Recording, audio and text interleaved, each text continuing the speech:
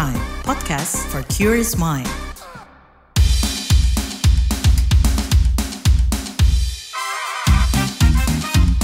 What's Trending KBR Pagi, siaran pagi radio paling update. KBR Pagi, siaran pagi radio paling update. Selamat pagi, apa kabar kalian semua di hari Rabu 10 Januari 2024. Bersama saya Lea Baneza di What's Trending KBR Pagi pastinya. Concern pemerintah soal pekerja anak di 2024, itu yang bakal kita obrolin pagi ini. Di awal tahun 2024, pemerintah mulai menyerukan berbagai persoalan anak, mulai dari isu perkawinan, eksploitasi, sampai kekerasan terhadap anak. Tapi kali ini terkhusus kita mau bahas concern pemerintah soal pekerja anak. Kementerian Pemberdayaan Perempuan dan Perlindungan Anak Kemen PPPA menyatakan pentingnya penghapusan pekerja anak di bumi pertiwi ini. Deputi Bidang Perlindungan Khusus Anak Kemen PPPA Nahar mengatakan perlu adanya assessment terhadap anak putus sekolah untuk mencegah eksploitasi anak di bawah umur, mulai dari program advokasi, penguatan kapasitas kelembagaan, penyadaran masyarakat, hingga pengembangan di berbagai sektor menjadi upaya pemerintah. Namun, faktor kemiskinan dan rendahnya pendidikan orang tua disebut-sebut jadi pendorong terus adanya pekerja anak. Berdasarkan data Badan Pusat Statistik BPS 2022, jumlah pekerja anak di Indonesia ada 1,01 juta orang atau turun 3,8% dibanding tahun sebelumnya. Rentang usianya ada dari 5 tahun sampai 17 tahun dan mayoritas anak-anaknya sudah tidak bersekolah lagi. Nah, mempekerjakan anak selain tidak dibenarkan hukum juga dianggap merampas hak bermain dan memperoleh pendidikan. Salah-salah pekerjaan, anak-anak bisa jadi korban trafficking. Kita bahas lebih lanjut masalah pekerja anak setelah komen netizen plus 62 berikut ini.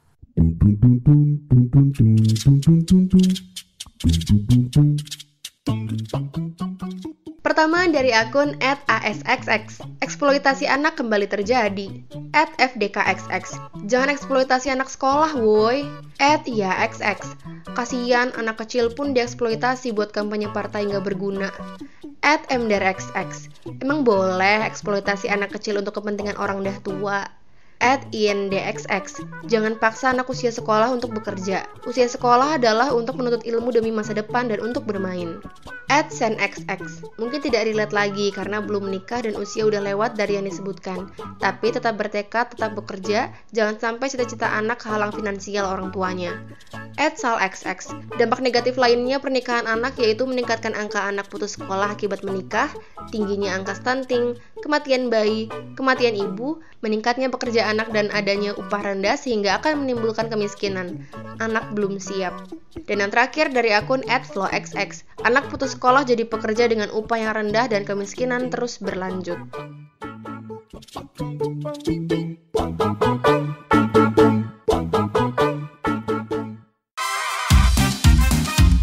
What's Trending KBR Pagi, siaran pagi radio paling update. Manajer program Promise to Impact International Labour Organization, Jauhari Sitorus mengatakan pemerintah bersama ILO sudah melakukan berbagai cara untuk menghapus pekerja anak, misalnya kampanye, pemberian bantuan dan peningkatan pendidikan. Pendekatan dari pemerintah Indonesia dikatakan sistematis soal pekerja anak. Kita simak penuturannya. Sejak tahun 1992, pemerintah Indonesia, para pemangku kepentingan isu pekerja anak di Indonesia bersama ILO sudah melakukan banyak hal untuk menghapuskan praktek-praktek perburuan anak di Indonesia. ILO mencatat bahwa selama kurun waktu kurang lebih 30 tahun tersebut, kita semua telah mengupayakan serangkaian kerja sistematis dengan beragam pendekatan agar praktek ini segera dapat terhapuskan. Indonesia telah melakukannya melalui penataan peraturan perundangan, riset dan dokumentasi, peningkatan kapasitas semua pemangku kepentingan terkait, bantuan langsung pada pekerja anak dan keluarganya, kampanye dan advokasi, penguatan dialog sosial, hingga pada pengarus utamaan isu perburuan anak dalam bidang bantuan sosial. Saya yakin kita semua bisa menyebut sejumlah program dan praktek-praktek baik terkait hal ini, termasuk juga khususnya melalui program penghapusan pekerja anak melalui program Keluarga Harapan atau PKH dan program Indonesia Pintar atau PIP. Tidak banyak negara di dunia ini yang melakukan beragam pendekatan sistematis dalam penghapusan pekerja anak. Berdasarkan statistik, pendekatan sistematis ini telah menyumbang penurunan magnitud pekerja anak di Indonesia secara signifikan. Kita menyadari bahwa upaya ini masih terus harus berjalan. Pengalaman bersama dalam menangani pekerja anak selama 3 dekade terakhir telah menunjukkan bahwa pekerja anak dapat dihapuskan atau minimal jauh berkurang jika akar penyebabnya diatasi. Dunia, termasuk Indonesia, masih terus memiliki tantangan dari bahwa praktek-praktek perburuan anak masih dirasakan di sejumlah negara dan sektor pekerjaan. Kita berdua yakin bahwa ini terjadi karena penilaian isu pekerja anak ini masih dianggap merupakan isu yang berdiri sendiri. Padahal dalam banyak praktek, ketidakadilan muncul dalam banyak kasus di tingkat rumah tangga dan keluarga. Sebanyak 2/3 dari pekerja anak justru harus menghidupi keluarganya. Situasi ini telah menghambat pertumbuhan ekonomi seluruh dunia dan dapat dikaitkan dengan meningkatnya ketimpangan di banyak bagian dunia. Situasi ini adalah ancaman bagi kohesi sosial dan kemajuan manusia. Kalau kata Deputi Bidang Perlindungan Khusus Anak Kemen PPPA Nahar, muara persoalan anak adalah pola pengasuhannya. Pasalnya, kecenderungan kekerasan dan kegagalan pengasuhan anak mampu mempengaruhi pola perilaku dan kecerdasan anak. Ini disebut-sebut jadi faktor penyebab berbagai persoalan anak yang ada. Yang menyebabkan banyak persoalan anak itu selalu dipengaruhi oleh 2 faktor. Pertama itu sesungguhnya lingkungan pengasuhan anak. Maka kuncinya adalah di kedua orang tuanya. Hanya yang jadi persoalan, kalau sudah nikah ternyata juga tidak dibekali lebih awal. Jadi tadi lagi soal kesiapan orang tua untuk mengasuh. Jadi di pengasuhan yang gagal itulah kemudian berdampak ke yang lain. Contoh begini, pengasuhan yang gagal itu melaksanakan praktek kekerasan dalam rumah tangga. Contoh, verbal. Dia karena kesal, anaknya dibentak, bahkan dipukul. Menganggap bahwa ini anak saya, ini wilayah domestik saya, boleh saya melakukan apapun. Tapi yang harus dipahami adalah kemudian itu berdampak ke soal kecerdasan emosionalnya, intelektualnya. Itu berpengaruh ke anak. Dalam tumbuh kembangnya itu muncul curiga, dia ingin melakukan lagi dan segala macam gitu ya, sehingga itu akan berpengaruh. Misalnya memarahi, lalu kemudian kata-kata yang tidak baik dan segala macam itu, kemudian memunculkan kerentanan kepada anak. Anak sudah biasa dimarahin, maka dia akan melakukan pengulangan gitu ya. Dia juga cepat tersinggung dan lain-lain. Sehingga kerentanan itu ditambah nggak betah di rumah, dia mencari lingkungan baru. Maka yang pertama itu sesungguhnya lingkungan internal anak itu harus baik. Pengasuhannya harus nggak boleh gagal. Orang tua punya komitmen untuk pengasuh. Yang kedua, kalau orang tuanya tidak sanggup mengasuh dengan baik, maka lingkungan pengasuhan alternatif. Kalau dititipkan ke bibinya, kalau misalnya kan tidak semua anak Indonesia itu, 79 juta itu punya orang tua. Lengkap gitu ya. Ada yang hanya dengan ayahnya karena misalnya meninggal dan cerai dan segala macam. Nah itu. Jadi itu pengasuhan alternatifnya juga harus bagus. Newsbeat. Presiden Korea Selatan Yoon Suk Yeol memveto rancangan undang-undang yang menyerukan penyelidikan terhadap istrinya Kim Kon Hee terkait dugaan manipulasi saham. Dikabarkan Presiden Korsel itu mendukung mosi yang meminta Majelis Nasional mengkaji ulang RUU Penasihat Independen. Meski sang presiden mendukung, melansir kantor berita Yonhap, partai berkuasa menolak berpartisipasi dalam pemungutan suara lantaran menganggap aturan ini sebagai upaya menjelekan pemerintahan yang sekarang. Istri presiden dituduh memanipulasi saham dealer mobil BMW di Korea Selatan. Meski sudah membantah tuduhan tersebut, masih ada desakan penyelidikan lebih lanjut kasus tersebut. Pelarangan sementara pesawat Boeing 737 MAX 9 dilakukan usai insiden yang terjadi pada Alaska Airlines. Jumat pekan lalu, Boeing 737 MAX 9 yang digunakan Alaska Airlines melakukan pendaratan darurat karena penutup pintu di badan pesawat jebol. Kurang dari 24 jam kemudian, sebanyak 171 pesawat varian tersebut dikandangkan, termasuk seluruh armada 737 MAX 9 di AS. Maskapai seperti Alaska Air, United Airlines Holdings Inc., dan Aeromexico kemudian mengandangkan semua pesawat mereka.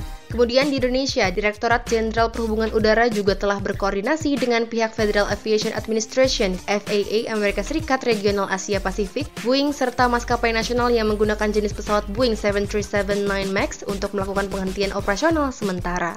Penyanyi legendaris asal Amerika Serikat Elvis Presley yang meninggal 1977 silam dikabarkan bakal melangsungkan pertunjukan di London November 2024. Comeback bertajuk Elvis Evolution itu tidak akan menghadirkan Elvis yang telah tiada, namun menampilkan Elvis dalam bentuk AI atau Artificial Intelligence. Perusahaan Inggris yang menginisiasi pertunjukan ini menggadang-gadang pertunjukan Elvis Evolution ini bakal menghadirkan pengalaman King of Rock and Roll bagi generasi baru. Pertunjukan ini dikatakan akan menciptakan kembali pengalaman menonton sosok Elvis Presley secara langsung. AI Elvis juga bakal dibuat dengan ukuran asli.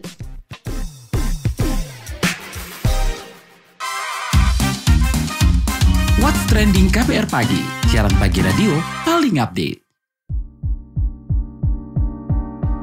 Nah, untuk mengupas seperti apa concern pemerintah soal pekerja anak dan upayanya tahun ini, kita tanyakan saja kepada Deputi Bidang Perlindungan Khusus Anak dari Kekerasan Kemen PPPA, Ciput Eka Purwianti. Bu Ciput, di 2024 ini apa yang bakal jadi fokus Kemen PPPA? Tak sekedar tuntutan ekonomi, pemerhati pendidikan dan anak, Retno Listiarti mengatakan ada fenomena anak-anak diiming-imingi sebelum bekerja. Padahal, anak-anak tidak boleh dieksploitasi. Lebih lanjut kita obrolin bareng pemerhati pendidikan dan anak, Retno Listiarti. Bu, di 2024 ini kan Kementerian PPPA fokus atau mengungkapkan concern-nya terkait dengan isu eksploitasi anak, khususnya ke anak yang bekerja di bawah umur gitu ya. Nah, pertama gimana sih Ibu tuh melihat eksploitasi anak yang bekerja di usia yang harusnya tuh dia masih sekolah gitu?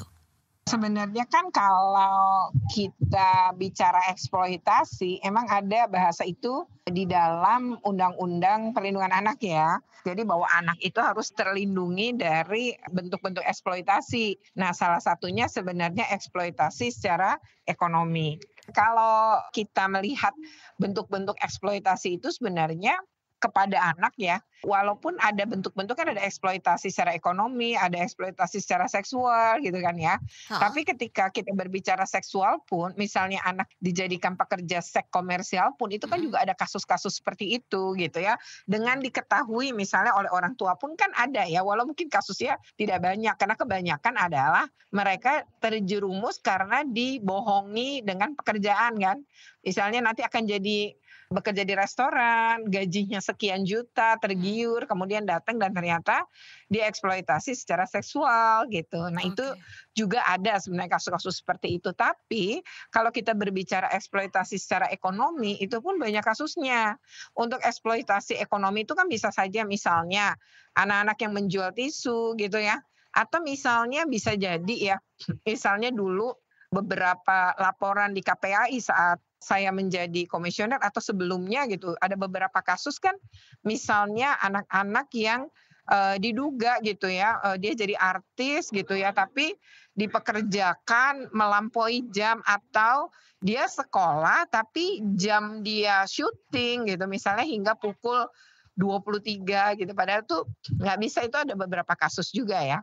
Tapi yang paling banyak terungkap itu kan sebenarnya anak dipekerjakan, baik di sektor formal maupun informal. Nah, kalau di sektor informal mungkin datanya sulit, tapi banyak terjadi gitu. Tapi kalau di sektor formal itu bisa kedeteksi ya pekerja-pekerja anak. Oke, baik. Bu Retno, tadi kan Bu Retno ini mencontohkan juga soal kekerasan gitu ya Bu ya. Nah sebenarnya resiko-resiko dari anak yang bekerja di usia yang harusnya dia sekolah tuh apa Bu? Apakah kekerasan, mungkin sampai pelecehan atau mungkin perdagangan orang itu masuk resikonya Bu?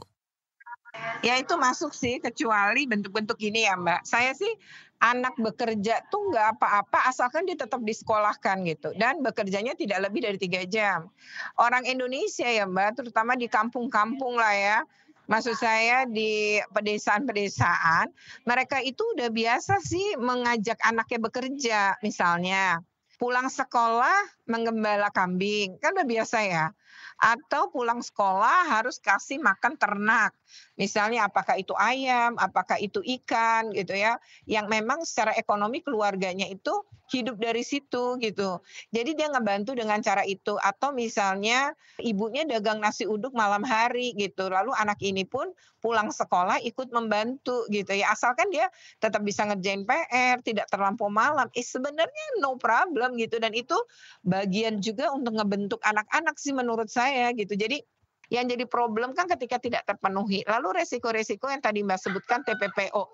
Bisa saja karena beberapa kasus anak-anak yang misalnya ya, anak-anak ini tuh dia itu di sekolah negeri itu di sekolahnya di daerahnya jauh. Jadi misalnya dia baru lulus SD atau lulus SMP. Tapi begitu mau ke SMA nggak bisa karena kalau ongkos sehari 20.000 tuh nggak punya orang tuanya. Akhirnya mereka kan harus putus sekolah. Nah, ketika putus sekolah, terutama anak laki-laki itu biasanya wajib kerja. Nah, mereka masih usia anak tuh, misalnya masih 16 tahun. Lalu mereka merantau ya, atau anak yang perempuan ya kalau tidak dikawinkan, mereka kemudian juga bekerja. Nah, ketika mereka bekerja, misalnya sekarang kan pakai media sosial atau pakai perantara teman-temannya nih, dibilangin, oh ini di sana pegang karaoke, megang misalnya panti pijat, atau kemudian nanti dilatih dulu kok gitu. Terus misalnya lagi nanti jadi penjaga toko dan lain-lain. Tapi ternyata pas nyampe Jakarta, karena masih anak-anak dilakukan penempatan gitu ya, pada tempat tertentu, ternyata di situ mereka ternyata harus sebagai pekerja seks komersial. Ya, kemudian bahkan ada yang kemudian misalnya ke luar negeri gitu ya, akhirnya ada perdagangan manusia di situ. Nah ini yang masih anak, kemudian kalau di luar negeri berarti mereka dibikinin paspor, identitas baru yang umurnya dinaikin sehingga mereka bisa ke luar negeri tuh pada usia tertentu. Nah ternyata di sana ya mereka nggak kenal tempat itu, mau pulang juga naik pesawat nggak punya ongkos, mau kemana juga nggak ngerti karena negeri orang. Nah ini yang mengerikan gitu. Oke baik, Bu Retno, kalau tadi saya boleh simpulkan kan berarti ada faktor ekonomi, ada faktor ditipu atau diiming-imingi gitu. Tapi ada nggak Bu faktor lain mungkin yang mendorong anak-anak ini akhirnya putus sekolah dan justru bekerja gitu? Sebenarnya ada sih yang karena kemauan anak itu sendiri, ada. Dia pengen punya handphone, tapi kan secara ekonomi orang tuanya nggak mampu membelikan handphone dengan jenis tertentu gitu ya. Atau pengen pakaian yang bagus dan lain-lain, kemudian dapat temen yang kemudian, oh ini bisa gitu dapat ini dengan jalan bekerja begini gitu. Nah bekerjanya itu lebih sebenarnya kepada tadi open BO gitu ya. Nah itu juga ada yang polisi beberapa kali mengungkap juga ada sih anak yang setelah diinterogasi itu terbukti misalnya kan kalau anak-anak biasa kami pisahkan ya waktu itu. Jadi misalnya nih digerebek misalnya ada 30 misalnya ya perempuan dewasanya umpamanya 20 gitu, anaknya 10 gitu. Nah yang anak kan kami pisahkan biasanya. Biasanya dipisahkan ke anak dengan dewasa itu akan berbeda. Nah ketika anak-anak ini kan biasanya mereka akan mendapat bantuan psikologi tuh. Setelah itu biasanya dikembalikan tuh. Setelah kembali cuma berapa hari mereka balik lagi ke tempat yang pekerjaan itu lagi gitu dengan cara menghubungi pihak yang sebelumnya membawa mereka gitu. Itu ada juga. Mungkin kalau di situ ini kasus lah ya, nggak kayak gitu. Umumnya sih ditipu ya. Tapi ada juga kasus yang kayak gitu. Bu Retno, yang terakhir mungkin, seberapa penting dan besar sih Bu pengaruh persoalan eksploitasi anak ini pada masa depan bangsa, dan kalau mau dibenahi gitu ya, mulainya kira-kira bisa dari mana tuh Bu? Kalau membenahi ya pertama ini nggak bisa sendiri ya, karena kan umumnya faktornya ekonomi. Kalau faktornya ekonomi, maka penting seperti misalnya kasus di Indramayu. ya dalam satu riset yang saya baca, Indramayu itu kan terkenal banget ya dengan ya karena banyak supir berada di situ, kemudian banyak kawin cerai, bahkan usia baru 17 bisa sudah 3 kali menikah dan lain-lain kan dulu begitu ya. Nah, lalu kan hasil riset menunjukkan sebenarnya kenapa anak-anak ini bisa begini. Oh, ternyata memang mereka lulus SD, terus kan apalagi kalau nggak nikah. Pas nikah ada masalah, namanya masih anak-anak. Lalu di situ muncul, yaitu tadi pekerjaan setelah dia menikah pertama, punya anak, membiayai anak, gimana nih? Akhirnya karena hanya lulusan SD, susah cari kerjaan juga. Lalu ada yang tadi PSK kan. Nah, itu kemudian muncul tuh aktivitas yang seperti itu secara terus-menerus. Nah, ternyata kemudian ada rekomendasi hasil riset, diantaranya adalah membangun sekolah-sekolah lanjutan dari SD. Itu didekatkan di kampung-kampung. Kalau memang bisa negeri, bagus. Kalau enggak, kemudian beberapa swasta gitu. Nah, ada satu kecamatan, saya lupa ya namanya gitu. Itu ternyata dampak beberapa tahun setelah pembangunan sekolah secara masif untuk SMP, kemudian SMA. Jadi memang tidak bisa negeri, beberapa swasta dengan subsidi ya, kemudian ini kerjasama nih dengan banyak pihak untuk itu, dan ternyata ketika melanjutkan pendidikan bisa dilakukan, kemudian mereka punya peluang menjadi lebih baik dalam pekerjaan, terjadi perubahan loh di sana. Jadi menurut saya juga penting ya, kalau SD itu ada di mana-mana, karena dulu ada program SD Impres, sekarang kan SMP negeri belum tentu ada di mana-mana gitu. Ya. Nah, mungkin ini penting juga diantaranya memperpanjang lama sekolah. Dengan cara membangun sekolah-sekolah negeri yang mendekati wilayah-wilayah yang kita anggap itu sebagai wilayah merah misalnya, ya karena tadi kemiskinannya tinggi, akhirnya kawin anaknya tinggi, kan itu untuk membantu bisa ya, atau bentuk-bentuk kayak SMK dibanyakin. Karena ini kan nggak akan lanjutin kuliah tapi siap kerja gitu. Nah, berarti mungkin itu juga sebuah kebutuhan yang mereka agar bisa meningkat nih gitu ya. Misalnya SMK kesehatan, bisa jadi bidan, bisa jadi perawat. Mungkin itu jauh lebih baik membantu gitu. Dan itu secara perlahan kan akan mengikis dan berhasil itu.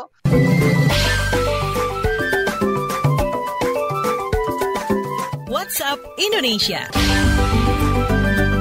WhatsApp Indonesia kita mulai dari Sumedang, Jawa Barat. Badan Meteorologi, Klimatologi, dan Geofisika BMKG menemukan sesar atau patahan baru penyebab gempa Sumedang yang terjadi 31 Desember 2023. Kepala BMKG Dwi Korita Karnawati mengatakan, gempa tersebut disebabkan oleh aktivitas sesar aktif yang melewati kota Sumedang yang belum terpetakan sebelumnya. Menurut Dwi Korita, sebaran zona tingkat guncangan dikontrol kondisi panas setempat, kondisi topografi, jurus patahan, dan kondisi bangunan setempat. Menurutnya, pemetaan soal hal-hal tadi perlu dilakukan dan jadi bahan pertimbangan untuk membangun rumah-rumah kembali.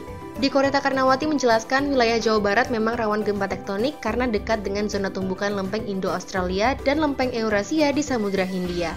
Gempa Sumedang pada akhir tahun lalu menyebabkan 10 orang luka-luka dan 140 rumah rusak di Kabupaten Sumedang dan Bandung.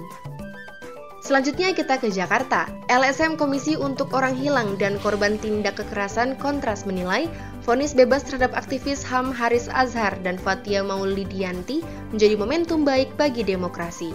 Perwakilan Divisi Riset dan Dokumentasi Kontras, Rozi Brilian berharap kebebasan berekspresi dan berpendapat tidak lagi menjadi hal yang ditakutkan masyarakat. Rozi Brilian meminta agar revisi jilid kedua Undang-Undang Informasi dan Transaksi Elektronik ITE tidak dijadikan dasar mengkriminalisasi dan mengintimidasi masyarakat sipil. Apalagi, regulasi itu juga masih memuat sejumlah pasal karet berbahaya. Majelis Hakim di Pengadilan Negeri Jakarta Timur menjatuhkan vonis bebas kepada Haris dan Fathia. Keduanya dinilai tidak terbukti melakukan pencemaran nama baik terhadap Menko Marves Luhut Binsar Panjaitan.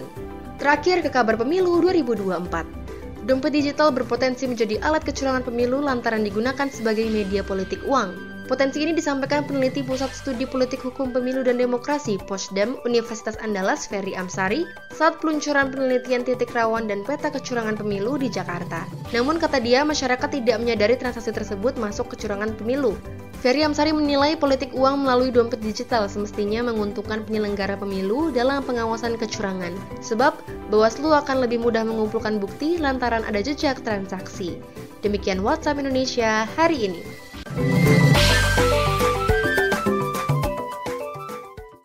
Terima kasih ya sudah mendengarkan What's Trending KBR Pagi. Jangan lupa terus dengarkan podcast What's Trending di kbrprime.id dan aplikasi mendengarkan podcast lainnya. Lea Baneza pamit, stay safe and happy. Bye-bye. What's Trending KBR Pagi, siaran pagi radio paling update.